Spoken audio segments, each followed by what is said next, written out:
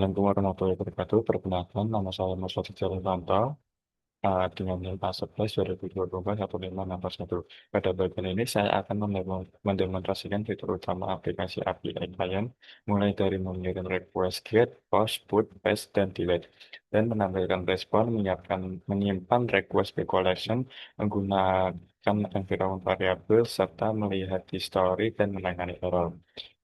Pertama, saya membuat collection terlebih dahulu. Nah, collection ini tuh fungsinya tuh untuk mengumpulkan request API agar request yang sudah dibuat itu bisa disimpan dan digunakan kembali. Nah, selanjutnya,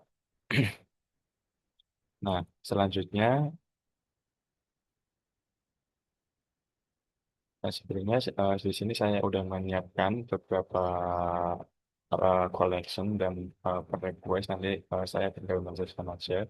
Dan di sini saya memberikan namanya JSON Password API.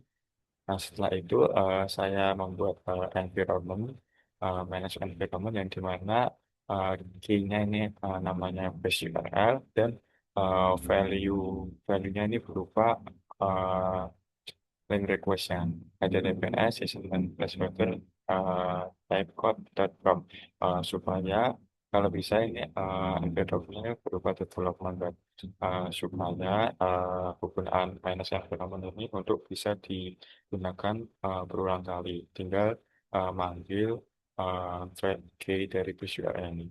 Nah, contohnya di tiket ini saya memanggilnya ini bus URL dan post. Post ini tambahan dari URL-nya per ID-nya 1 persen. Nah, ini untuk responnya sudah muncul 200 OP, ada temnya dan ada size-nya. Terus selanjutnya untuk bagian post, sini bagian post ini saya mengaktifkan header-nya yaitu berupa content type, ada application JSON-nya. Untuk body-nya sendiri saya menggunakan raw JSON. Untuk formatnya seperti ini, ada title, body, user ID, dan di sini saya akan sampel saja.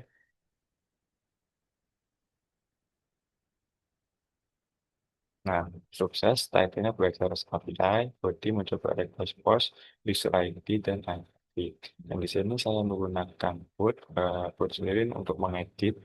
Di sini saya mengedit dengan ID-nya 1. Nah, di sini saya sudah siapkan title, body, dan user ID-nya. Jadi saya tinggal set saja. Dan kebetulan header-nya sama, kita aktifkan content type-nya berupa application.json.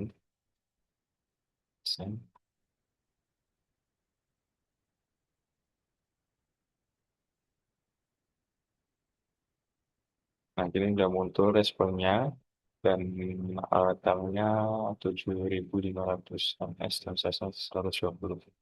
Nah, untuk tesnya sendiri itu untuk mengganti title yang kalau menggantinya title aja dengan ID-nya berapa. Di sini saya coba menggunakan ID 1 dengan fokusnya mengganti title yaitu judul diubah dengan H.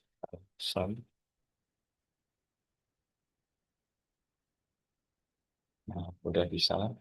Nah, untuk keywordnya sendiri, kita menggunakan tanpa menggunakan header dan body, langsung menggunakan ID-nya saja.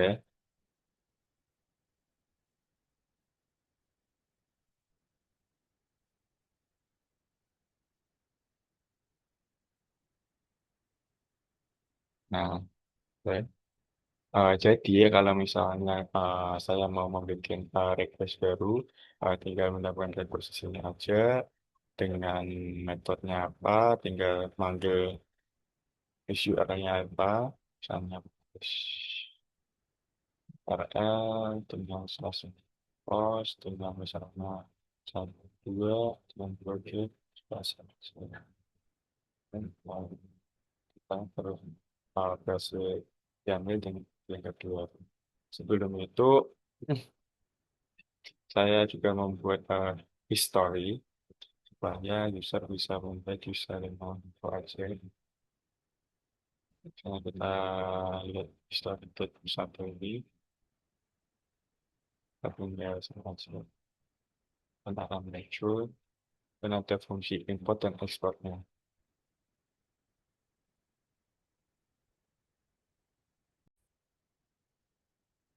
Oh, baik, selanjutnya saya akan membahas tentang kode review. Di sini saya akan membahas tentang arsitektur yang digunakan, statement observation, terus beberapa fungsi penting, serta operasi penyimpanan data lokal, dan tantangan selama development learning automate dari proyek ini. Nah, di dalam folder SRC ini ada beberapa bagian utama, yaitu ada main.ts, reload.ts, renderer, index.html, style.css, app.ts, serta ada folder model, folder service, dan folder state. Nah, untuk file main.ts-nya sendiri itu adalah proses utama Electron. Di sini aplikasi membuat window, mengatur IPC, handler, mengirim request HTTP, menyimpan state, import collection, dan export collection.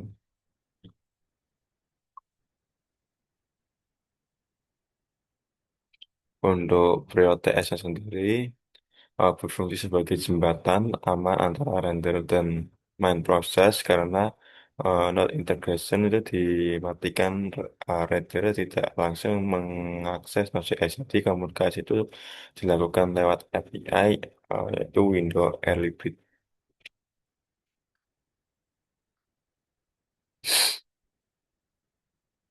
Nah, di folder render sendiri berisi tampilan index.html, itu sebagai struktur UI, style.js untuk styling, dan FTS itu untuk logit frontend seperti render collection, render history, ambil input user, dan memanggil API dari preload. Nah, untuk folder modelnya sendiri, itu berisi representasi objek seperti API request, API respond, collection, environment, history entry, dan uh, udah itu aja. Itu mau saya buat untuk membuat data lebih struktur. Nah, untuk folder service-nya sendiri, itu berisi logic utama seperti HTTP client, stock service, collection manager, dan variabel masuk title tab.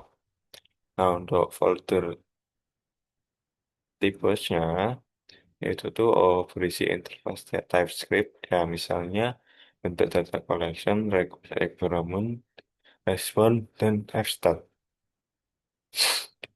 Nah, baik, untuk di sini saya akan membahas tentang stat management. Nah, di sini aplikasi ini menggunakan stat lokal di renderer dan stat utama itu di main proses. Nah, di renderer ada properti di stat di kelas early bird app. Nah, isinya itu adalah collection, environment, history, dan achieve, active environment ID.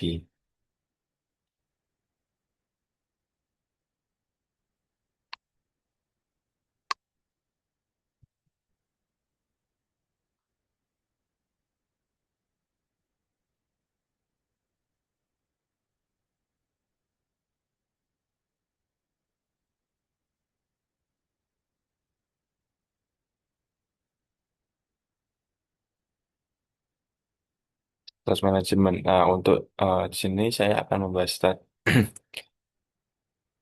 Di sini saya akan membahas tentang stat management yang di mana aplikasi ini menggunakan stat lokal di renderer dan stat utama itu di main proses. Nah, di renderer itu ada properti di stat di kelas early bird dan isinya itu ada collection, environment, history, dan active environment ID. Nah, di sini ketika aplikasi pertama dibuka, itu tuh render itu memanggil bridge state. Data tersebut itu berasal dari main process. Lalu main process itu mengambil dari storage service. Uh, yang dimana setiap kali ada perubahan, misalnya membuat collection, menyimpan request, menghapus history, atau mengubah environment, render itu memanggil function persist. Nah, function ini itu tuh mengirim state terbaru ke main process lewat IPC. Setelah itu, main process itu menyimpan state ke file lokal. Jadi, konsep state management adalah render itu memang memegang state untuk UI, main proses menyimpan state utama, lalu setelah service itu menyimpan state ke file JSON lokal. Nah, di sini saya akan function penting pertama itu adalah uh, send di HTTP client.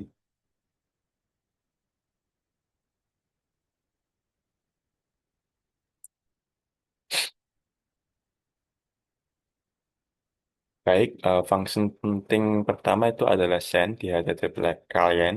Nah, ini adalah bagian API integration utama yang dimana function ini itu tuh menerima objek API request dan environment variable. Nah, pertama URL itu akan diproses oleh variabel subtitor sehingga placeholder seperti base URL itu tuh bisa diganti menjadi URL asli.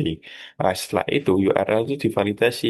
Kalau kosong tidak valid atau protokolnya bukan HTTP atau HTTPS, aplikasi akan mengambilkan error respon. Nah, jika valid, aplikasi itu menentukan apakah request itu menggunakan HTTP atau HTTPS, lalu membuat request menggunakan modul bawaan Node.js. Nah, di dalam function ini juga ada logic untuk method post, uh, put, get, patch.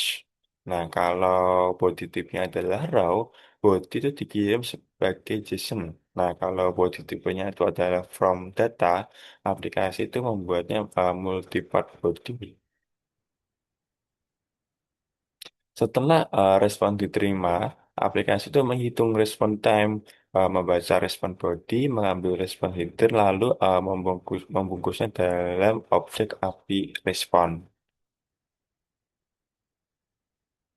Nah, function ini termasuk karena menangani banyak hal sekaligus variabel substitution, variasi URL, header body, timeout, error handling, response time, response body, dan response headers itu di dalam function ini. Nah, di function ini itu digunakan untuk saat user menekan tombol Save to Collection. Nah, pertama, aplikasi itu mengambil collection yang dipilih. Kalau belum ada collection, aplikasi otomatis membuat collection baru. Setelah itu, data request aktif diambil dari editor menggunakan get current request data. Untuk fungsinya ketika ini adalah storage service. Nah, fungsi ini adalah storage service. Nah, walaupun aplikasi ini tidak memakai database seperti MySQL atau MongoDB, aplikasi ini itu tetap punya operasi database sederhana berbasis file JSON lokal. Nah, data aplikasi itu disimpan di file appstat.json di folder user data electron. Nah, di dalam storage service itu ada function load state. Ya, di mana si function ini itu untuk membaca data dari. Nah, jika file sudah ada, aplikasi itu membaca JSON lalu menormalisasi datanya. Kalau file belum ada atau gagal dibaca, aplikasi itu membuat default state. Nah, default state-nya itu berisi environment awal bernama development dengan variabel contoh seperti base URL dan APK. Nah, kemudian ada function save state, itu digunakan menyimpan state terbaru ke file JSON. Jadi, operasi database di aplikasi ini adalah read dan write ke local JSON storage. Data disimpan mencakup collection, request, environment variable, history, dan active environment.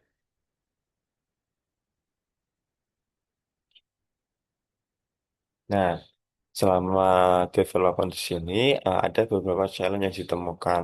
Nah, challenge pertama itu adalah fitur collection. Awalnya itu membuat collection dan rename collection menggunakan pop-up prompt. Namun saat demo, pop-up itu terasa kurang stabil dan kurang nyaman. Di sini solusinya saya membuat flow yang lebih langsung tombol plus langsung ke membuat new collection, lalu nama collection itu bisa diedit langsung dari sidebar-nya. Untuk challenge kedua di sini di request collection itu tertimpa. Masalah itu ada pada uh, current request ID. Yang dimana saat user menyimpan request pertama, itu ID itu masih tersimpan.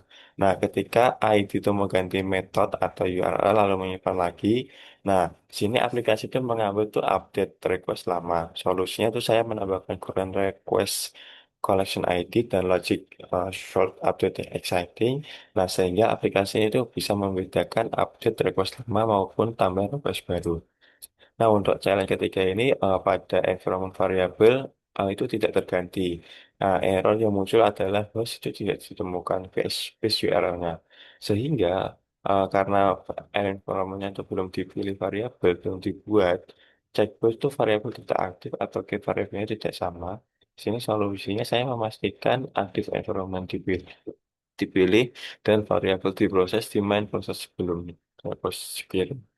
Nah, di sini challenge terakhir di sini dalam mensinkronisasi source dan boot. Nah, karena aplikasinya itu elektron menjalankan file dari folder disk, perubahan di folder SRC itu belum langsung terlihat sampai dilakukan build ulang. Nah, di sini solusinya saya menjalankan TypeScript compile dan menyalin saat masa HTML atau CSS ke folder disk.